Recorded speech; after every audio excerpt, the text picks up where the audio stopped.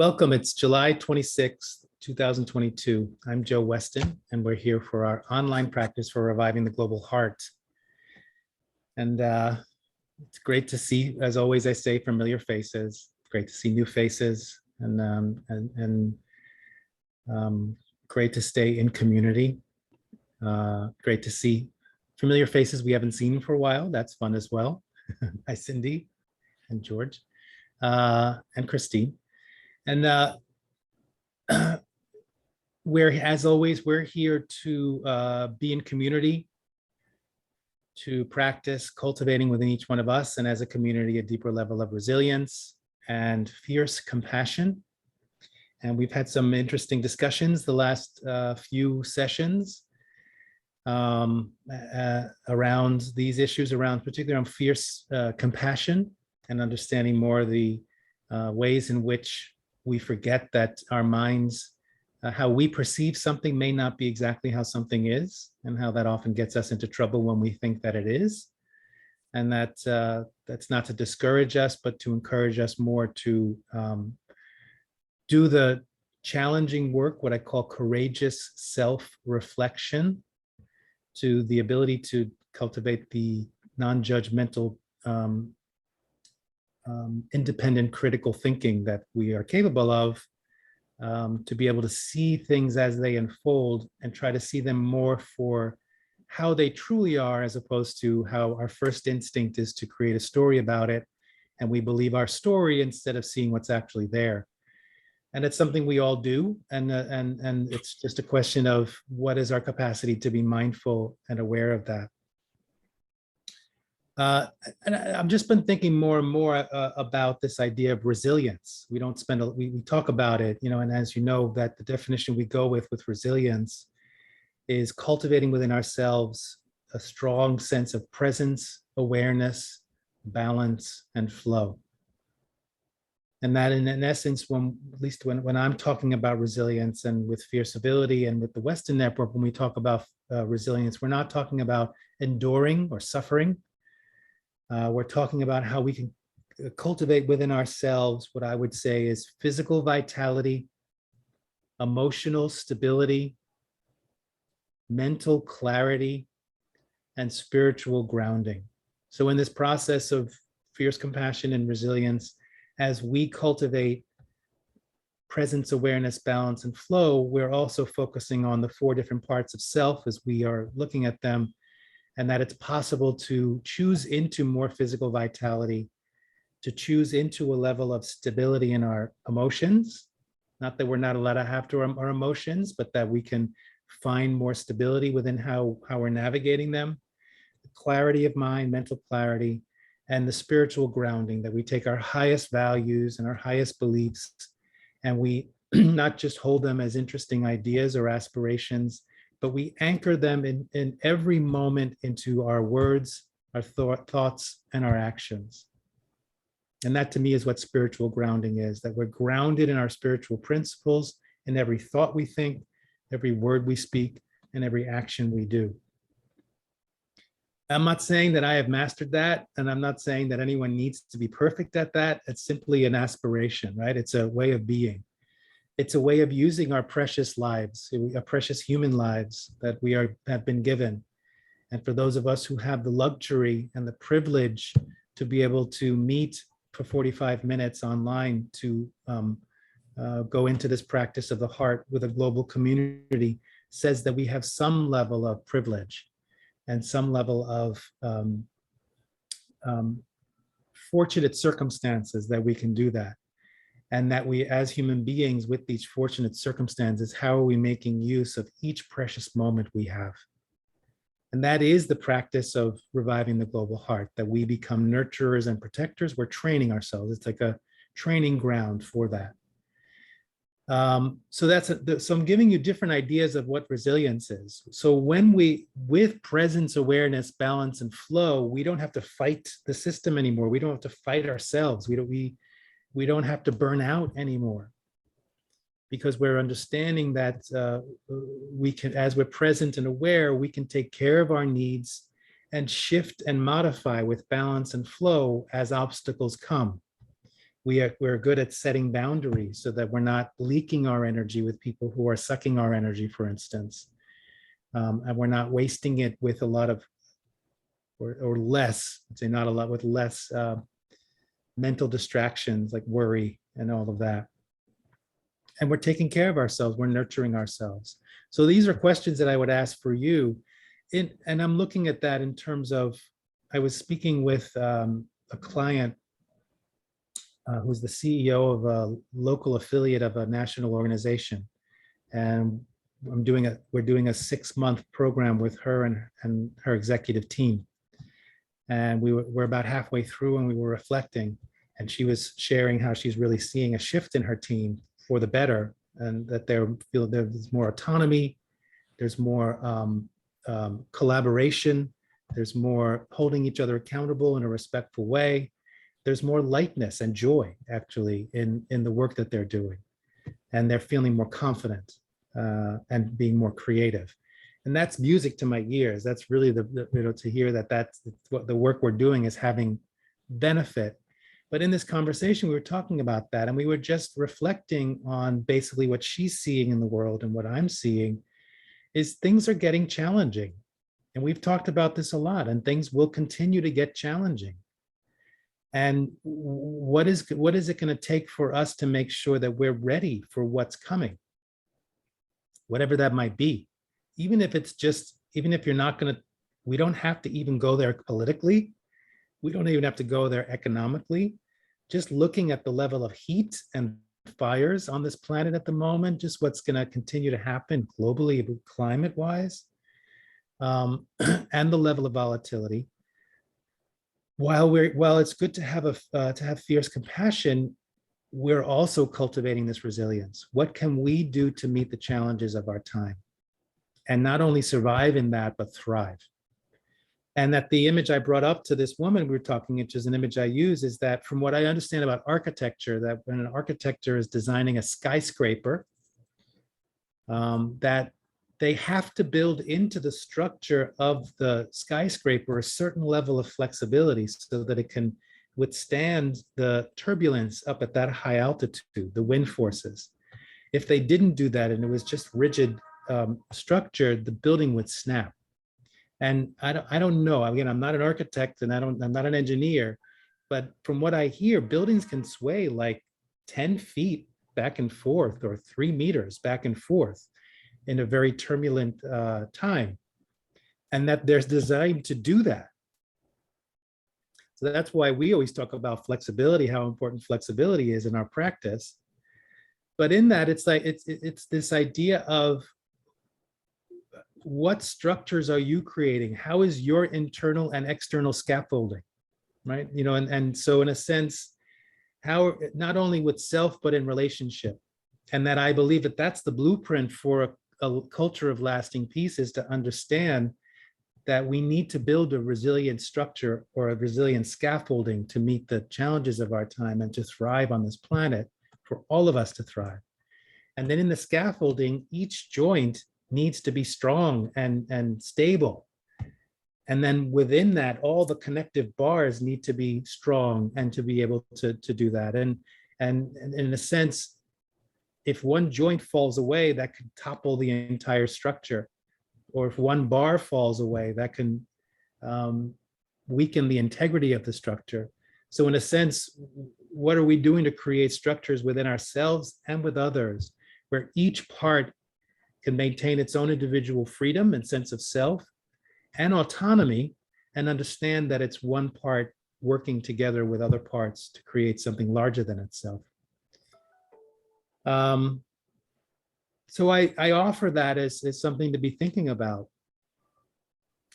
What are you doing to cultivate for yourself a deeper level of resilience to meet the challenges of our time, so that not only will you survive as things get challenging, but thrive?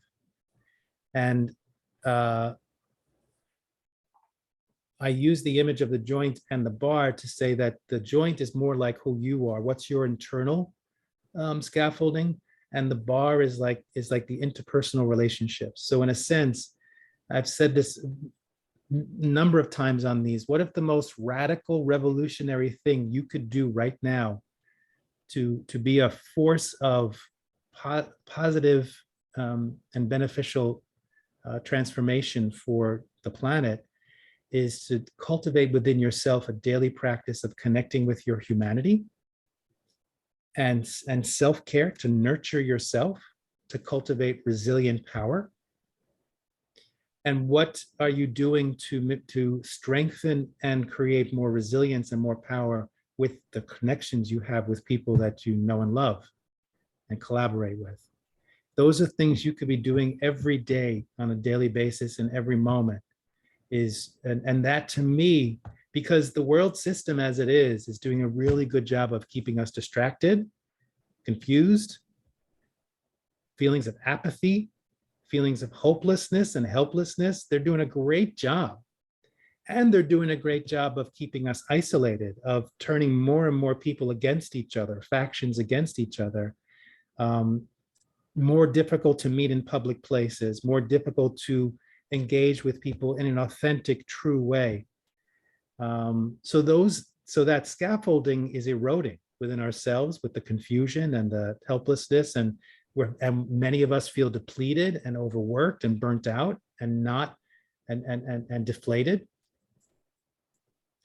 So what if that's the most revolutionary thing to do to overcome the system that's trying to keep us in that state, is to cultivate our resilience and to really invest time and energy in the resilience of our relationships, not to rely on our relationships, but really cultivate them and see, what needs to be upgraded in your relationships to meet the challenges of our time. What do you need to work on within yourself to cultivate that resilience to meet the challenges of our time? So some key ways that I define resilience is just to reflect again, is that moving through the world with presence, awareness, balance, and flow. And with that, when you have established a certain level of resilience within yourself, you are physically vital, mentally stable, emotionally stable, mentally clear, and spiritually grounded. And that the pathway to get to that, which is something that I do with organizations, but also with individuals, is something that I borrowed from my studies of Taoism and Qigong and energetic healing, is that to get a system to thrive, there are three parts to that. The idea of just thriving without taking a look at the present situation often doesn't lead to thriving. The first step to do is to first bring the system back to balance. So whether it's a relationship or within an organization or within yourself, if you are out of balance, you're not going to thrive, or the attempts to thrive are not going to take root and grow and harvest, in a sense. So what can you do to first bring yourself or the system back to balance? Once you have established a sense of balance, bringing in an aspect of stability. How do you now, with balance, create systems within yourself or in a relationship or an organization where balance becomes the go-to place, and the stability comes when you create systems that keep bringing you back to balance and maintaining that balance, creating a strong foundation. And from that foundation, the third step is thriving. So in a sense, bringing the system back to balance and coming and finding a strong foundation creates the circumstances for thriving. So it was a lot of info and a lot of different perspectives. And I can't emphasize enough how much I think this is important for all of us at this time. What are you doing to cultivating that? So I want to just bring that into our practice a little bit, so that we can, to support you in that. So how do I want to do this? Let's start with our practice. Let's start with coming into power sit.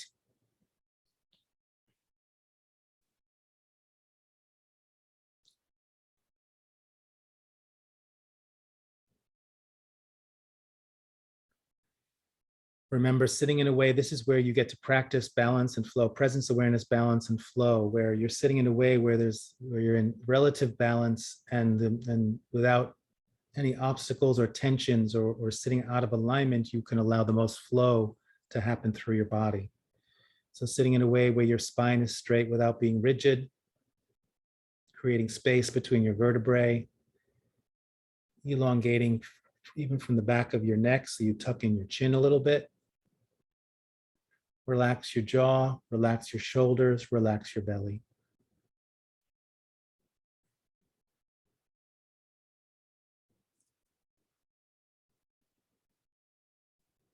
From this place, bringing your attention to your core, to your center, in your lower belly, the width of 3 fingers below your navel and a third of the way into the body from the front of the body.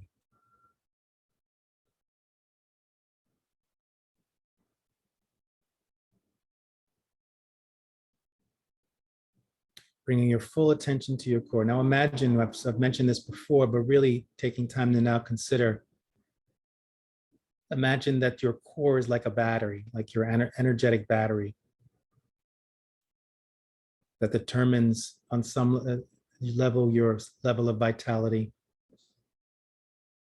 There are now studies that say that they can say that there are cells in the heart that are similar to that of the cells of the brain, as well as in your intestines, that there are cells in the lining of the intestines that are similar to brain cells,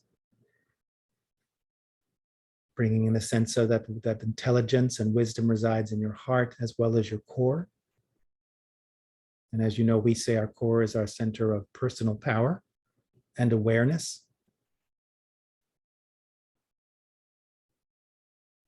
So as you're bringing your awareness to your core, imagine this and the level of your core being a battery. And just consider in this moment, like you would check your phone to check the battery of your phone, how charged is your battery right now? And be honest, and it may seem abstract and be like, what are you talking about? But just to get a sense of what's your level of energy right now, your level of physical vitality, emotional stability, mental clarity, and spiritual grounding. So you may, and I always use a percentage, like 0% is completely empty, no bars, and 100% is completely full. You may have like 75% or 31%. There's no good answer. It's not a test, and you're not good or bad if it's high or low. It's simply being honest with yourself and assessing. In the same way that you would do that if you checked your phone and it only had 18% battery, you would take action to make sure, if you knew you had a long day, that you would find a way to charge it before you left. Imagine putting that same time and attention into yourself in the morning or whenever you do a practice like this. If you notice, well, I've got a busy day, a lot of appointments, a lot of stressful things. However, my battery at this moment is at 18%, then you know you're setting yourself up for a challenging day. That you can choose into charging your battery.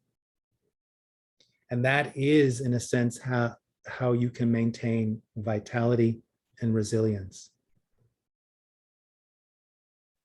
When you're fully charged and awake and alive, you're more resilient, your heart's more open, you're more efficient. So just get a sense now of the percentage in your battery.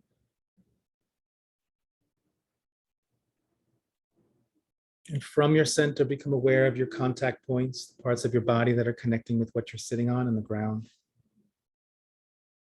Always maintaining a connection with your core. In fact, that I say that every week. If you listen to the words I say, from your center, become aware of your contact points. So in a sense now, from your core, your battery, create a line of awareness from your core to your contact points. Parts of the touching the chair, the cushion, the ground. And maintain that connection of core and contact points.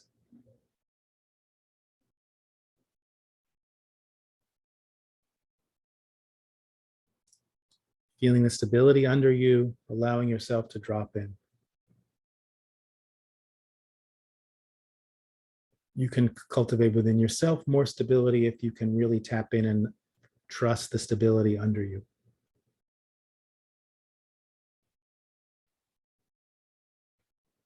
From your core, become aware of your physical body. So from your core, create a line of awareness from your core to the whole body.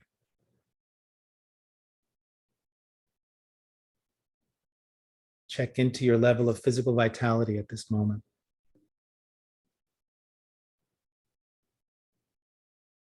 Listening to the vocabulary of the body.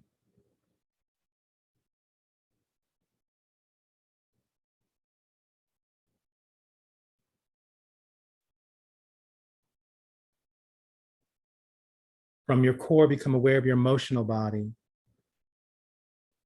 aware of your emotional state of being now.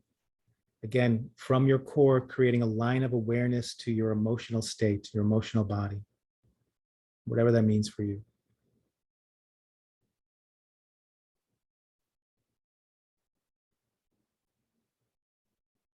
Maintaining these lines of awareness from your core to your contact points, to your physical body, your emotional body. From your core, becoming aware of your mental body, your thoughts. And really seeing that line of awareness from your core to your thoughts.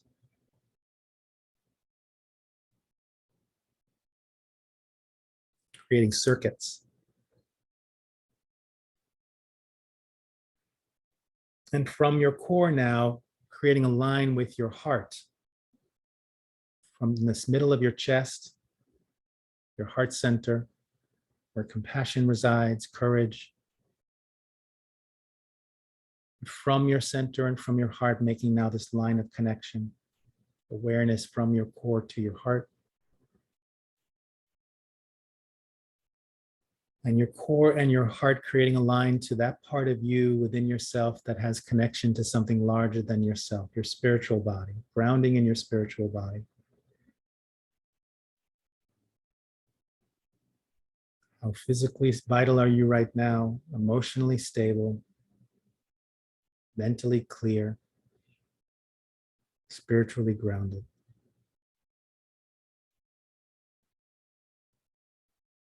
From that part of you that is connected to something larger than yourself, making that connection, opening to, in this moment, your connection with something larger than yourself. Is this influencing the percentage of how charged your battery is? Can you tap into the energy of the earth to charge your battery? Can you tap into that which is larger than yourself to ignite your heart and fill your battery?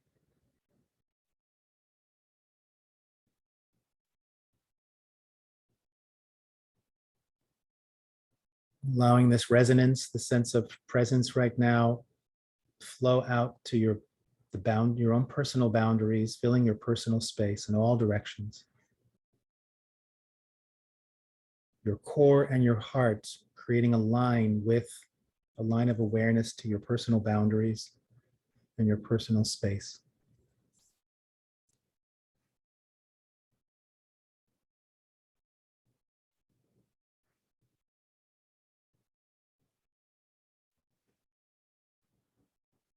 Checking in now what the percentages of your battery in your core, if it shifted. Are you more depleted? Are you more charged?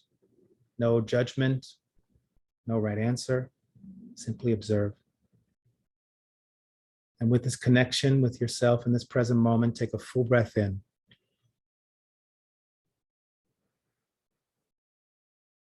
Maintaining your level of percentage of how charged you are from your center and from your heart, connecting with your surroundings in all directions, creating a line of awareness from your core to your surroundings and from your heart to your surroundings. Noticing the impact. Does it influence your physical vitality, emotional stability, mental clarity, or spiritual grounding? Does it ignite your heart or dim your heart flame? Does it increase the charge in your core or deplete it?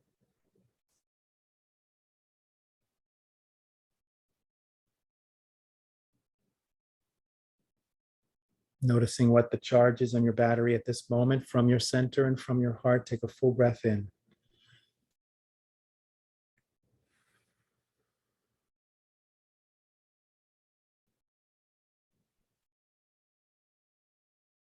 With this awareness of self and surroundings from your center and from your heart, become aware of those in this meditation circle in various parts of the world. And once again, creating a line of awareness from your center to the center and core of the others. From your heart, creating a line of awareness from your heart to the heart of others in this circle.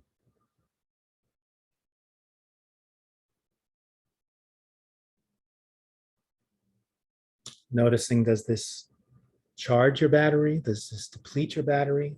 What adjustments do you need to make?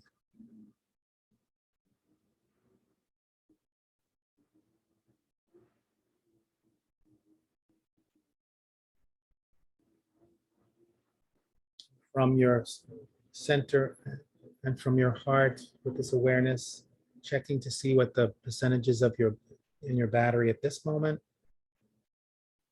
From your center and from your heart, take a full breath in.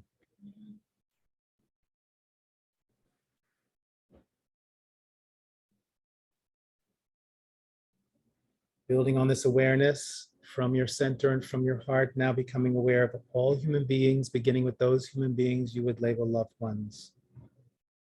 And as always, who arises in your heart? What faces do you see, or groups of people?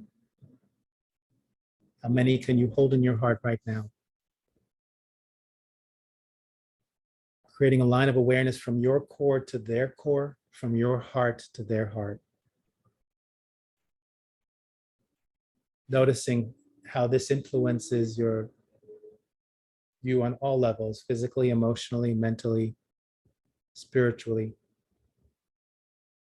Does this charge your battery? Does this deplete your battery?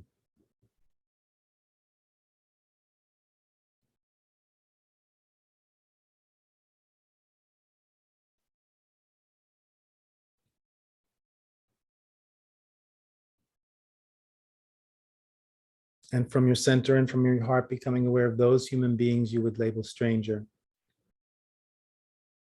Who arises in your heart? What faces do you see? Creating a line of awareness from your core to their core, from your heart to their heart.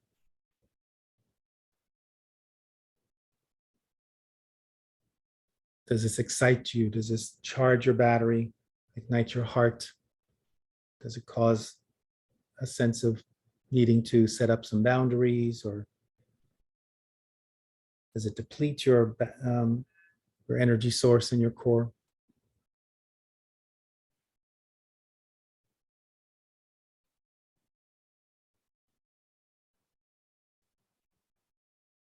From your center and from your heart, becoming aware of those human beings you would label adversary, and who arises in your heart.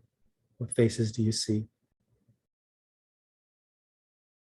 From your core, creating a line of awareness to their core, from your heart, a line of awareness to their heart.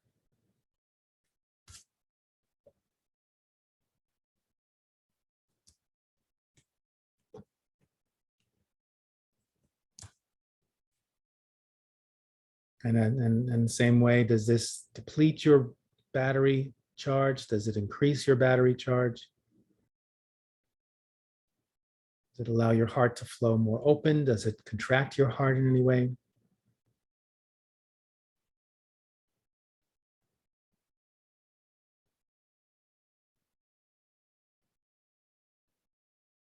Checking in this moment, the percentage that you have now for your how charged your battery is, your core.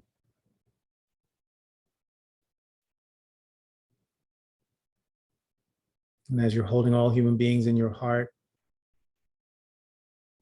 bringing in this idea of one unified scaffolding.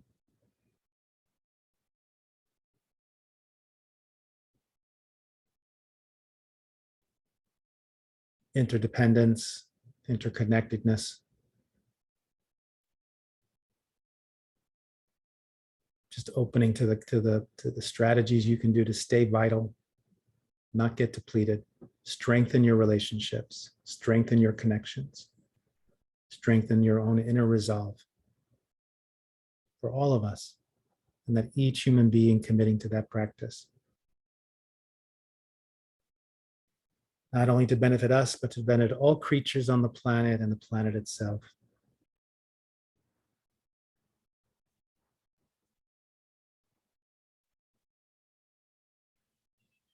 And with this awareness of self, surroundings, those in this meditation circle, and all human beings, from your center and from your heart, take a breath in.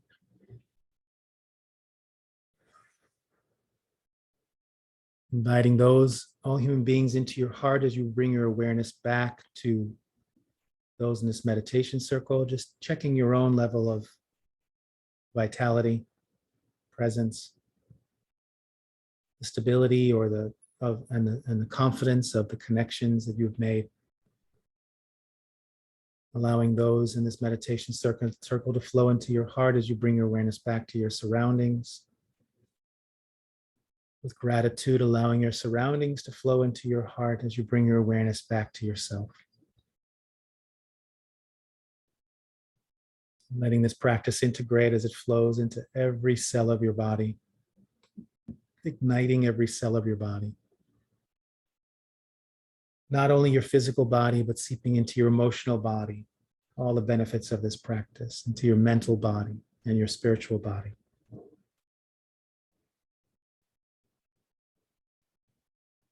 Allowing it to seep into your nervous system as a way to remember this. And your organs as a way to heal and replenish and nurture your organs. And finally, letting all the benefits of this practice, the energy of this practice, flow into your core. Taking the whole, in a sense, the whole experience, the whole human family into your core as a source of energy, charging you. Doing one last final read of how charged your battery is. As a way to close this practice, let's take a final breath in.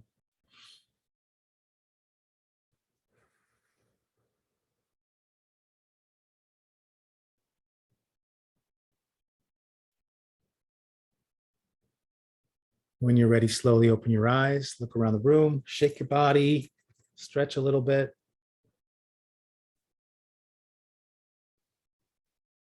So that was a lot of instruction, I understand. We did our reflection. We did our practice. Now I'm curious to do a little reflection. How was that practice for you? Or how are these insights on resilience for you? Or anything else you want to share? Thank you, Joe. I needed energy today because I'm prepared to give a talk in a minute. And my sleeping wasn't good, so my battery was at 70. You know, I'm very energetic, so 70 is like, ooh. So thank you for recharging it to up to 80. With 80, I will be okay. Okay, good. Good for you. Thank you. Did anyone see a significant change in the battery and how charged the battery was from the start to end to finish? I like the analogy of the building. I thought that was an interesting analogy because I have a difficult situation going on with somebody, so I need to deal with that. So it helped. Thank you. Thanks, Christine. Yeah.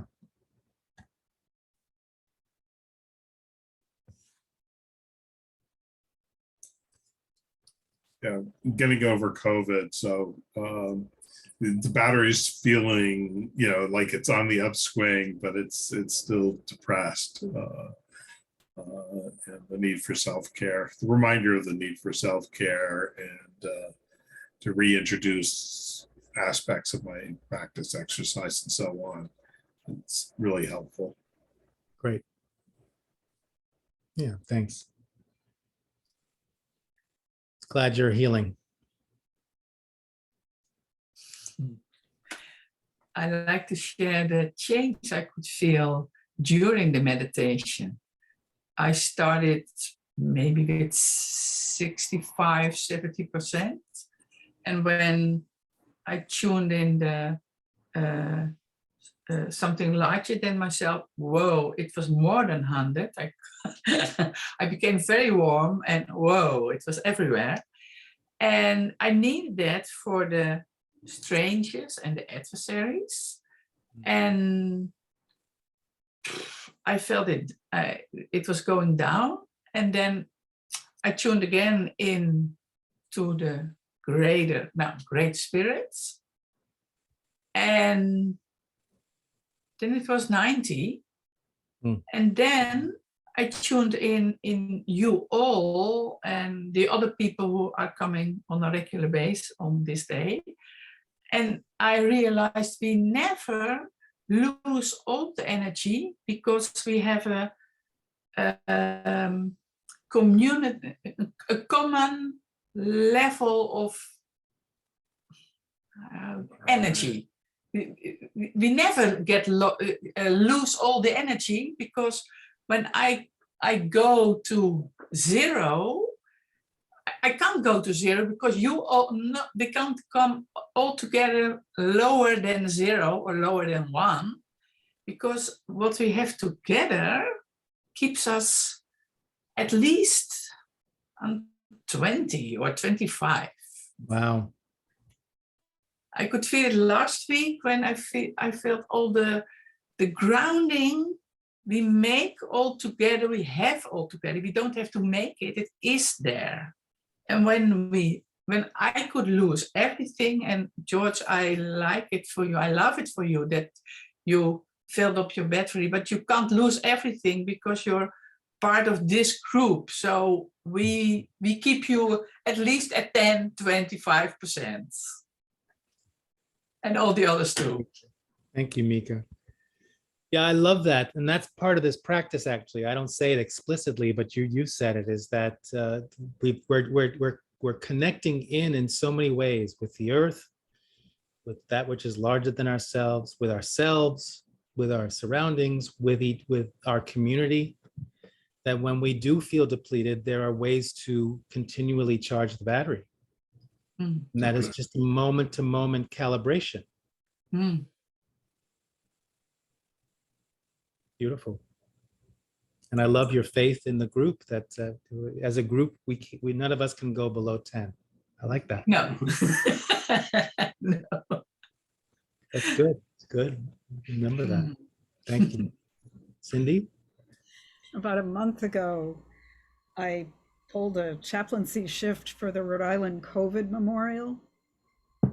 Prior to that, I had a training that explained the science behind people's resiliency and how the COVID years changed our baseline to something more stressed than it was before. So now when you're at a traffic light, as soon as it turns green, somebody behind you's honking a horn. And it explained it. It didn't make it acceptable, but it explained it. And I know my own daily practice, much like this one, helps to recharge my battery, in your terms, and just bring me back to a resiliency with which to meet the world again.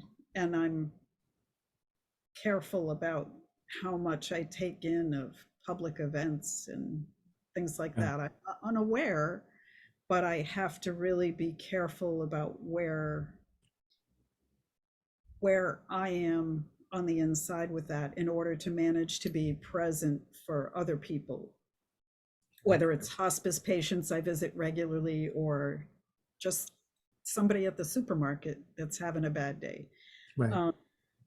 And I thank you so much for the work that you do and providing a good example for me. Like, really, that question, how can I take that out into my community and my world and my family? And I'm grateful. Thank you. Thank you. Thank you. It's good to see you. It's good to see you. Yeah. Okay, well, so we've done we had our motivation, we did our practice. we've reflected. Let's dedicate the energy now. And yeah, let's dedicate this energy for, that more and more people learn how to tap into their own internal energy resources, tap into those to community, those who are feeling lonely, isolated, hopeless, helpless, that they can find their way towards connection. So more and more of us can feel vital,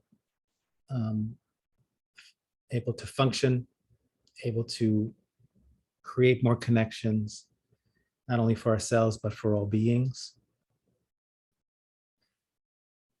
And that all beings on this planet have enough fresh water to drink and food to eat, and that all governments and world leaders govern from a place of wisdom and compassion as opposed to greed and fear. All right, thank you. Ophelia, good luck with your presentation. George, if I don't speak to you, have a good luck with yours in Mexico. Thank you. Yeah, Curious to how George, it get goes. well. Get well, Okay. very, very well. I'm on demand. Thank you. Yeah. Bye bye, everybody. Thank you, George. Bye-bye. See Thank you. you. See you again.